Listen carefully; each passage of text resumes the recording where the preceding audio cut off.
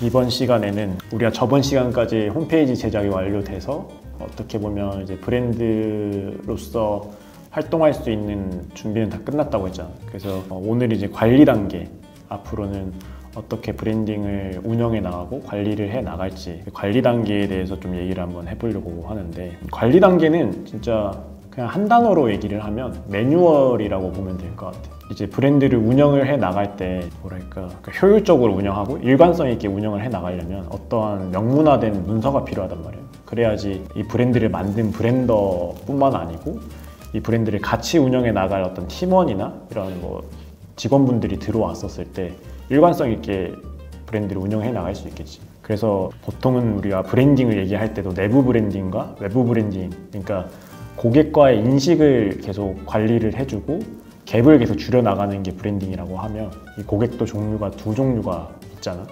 그러니까 우리 팀원인 내부 고객, 그리고 실제 우리 브랜드를 구매해주고 경험을 하게 하는 외부 고객이 있다고 치면 마찬가지로 내부 브랜딩, 외부 브랜딩으로 나뉜단 말이야. 그래서 내부 고객과의 인식을 계속 줄여나가는, 그때 필요한 게 컬처덱이라든지 브랜드 가이드북이라든지 이런 게 필요하고, 외부 고객과 커뮤니케이션을 하면서 어떤 인식을 계속 갭을 줄여나가기 위해서 필요한 비주얼 가이드북 뭐 이런 것들이 있단 말이지. 그냥 우리는 고객과 소통을 할 때 시각적으로 많이 소통을 하기 때문에 비주얼 가이드북이 필요하지.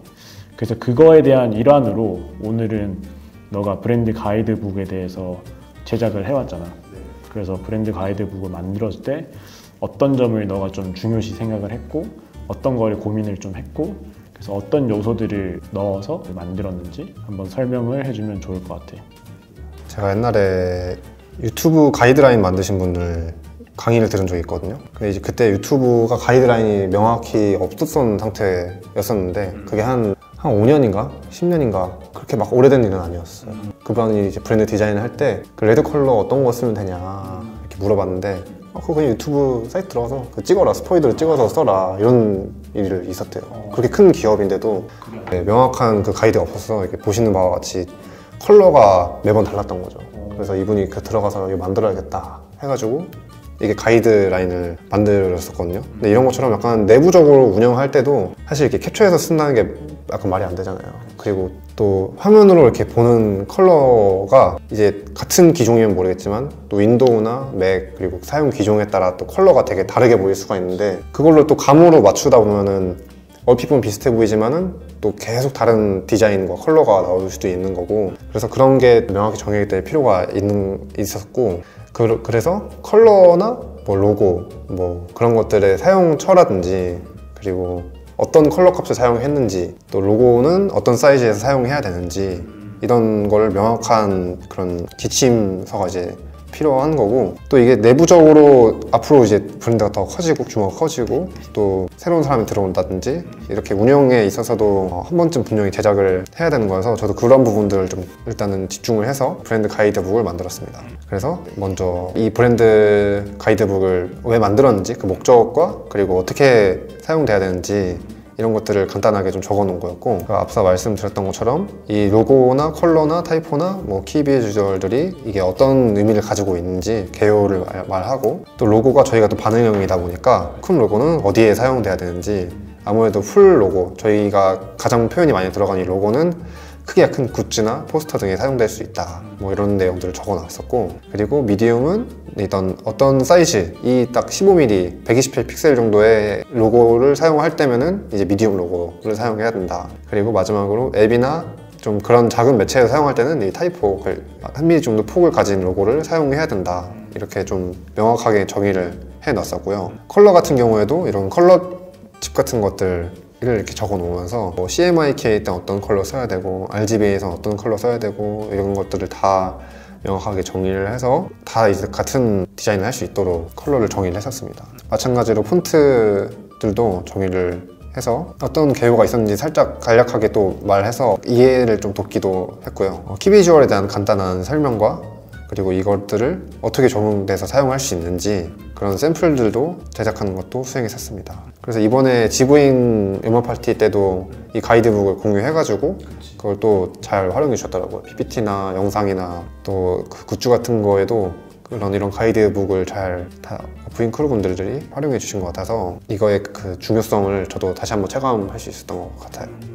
맞아. 그러니까 이 가이드북이 있다 보니까 너가 다 그런 모든 어플리케이션을 디자인을 하지 않더라도 그거를 참고해서 만들 거였잖아 이번에. 네. 그런 것들을 봤었을 때도 되게 일관성 있고 통일감 있는 하나의 맥이 있는 디자인 결과물들이 다 나왔기 때문에 확실히 형도 이번에 이거를 직접 너가 만든 것들을 보고 활용하는 것들을 보면서 정말 중요하구나를 한 번 더 느꼈었던 것 같아요. 그래서 맞습니다. 지금 이 정도까지는 내가 봤을 때는 충분한 것 같아. 음. 우리가 어떤 지금 현재로서는 제품을 만들거나 이런 게 아니다 보니까 맞아요. 그런 패키지 디자인이라든지 다른 어떤 인쇄물 관련된 이러한 것들에 대한 뭐 가이드라는 지침이 없더라도 지금 이 정도도 충분히 스타트를 하기에는 충분하다고 보거든요. 맞아요. 이게 또 PDF로 만드는 게 또 저희가 브랜드 아이덴티티가 또 확장되거나 또 개선이 되거나 이럴 여지가 있잖아요. 근데 그런 것들도 또 공유하기 쉽게 하도록 또 PDF로 만드는 것도 있거든요. 그래서 PDF로 만들다가 혹은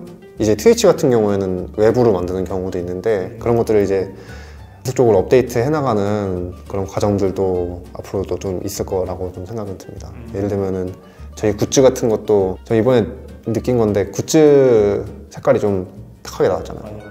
근데 그런 것들은 이제 다 팬톤 컬러를 지정을 해서 저희가 인쇄가 주 매체가 아니다 보니까 이번엔 이렇게 했지만 만약에 시각적인 인쇄 매체들이 더 많이 나오겠다 하면은 그런 것도 이제 업데이트가 또 돼야겠죠. 네.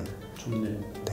고생했다 어쨌든 또 만드느라. 아닙니다. 그러니까 이제는 이거 가지고 형도 그 GV인 인스타그램 콘텐츠도 다 개선을 이번에 했었잖아. 그래서 그거를 가지고 계속 앞으로 디자인 결과물들을 만들어낼 것 같고 아마 이제 다음 시간에는 어떤 가이드북을 또 만들기보다는 지금 우리 상태에서 필요한 브랜드 문서가 뭐가 있냐면 브랜드 소개서가 필요해. 그래서 브랜드 소개서를 어떻게 이제 만들지 뭐 페이지 내이션이라는 용어를 쓰는데 그런 페이지 내이션을 어떻게 하고 그걸 가지고 지금 이 가이드북에 따라서 디자인을 해서 브랜드 소개서를 만드는 것까지 아마 진행을 할 것 같아.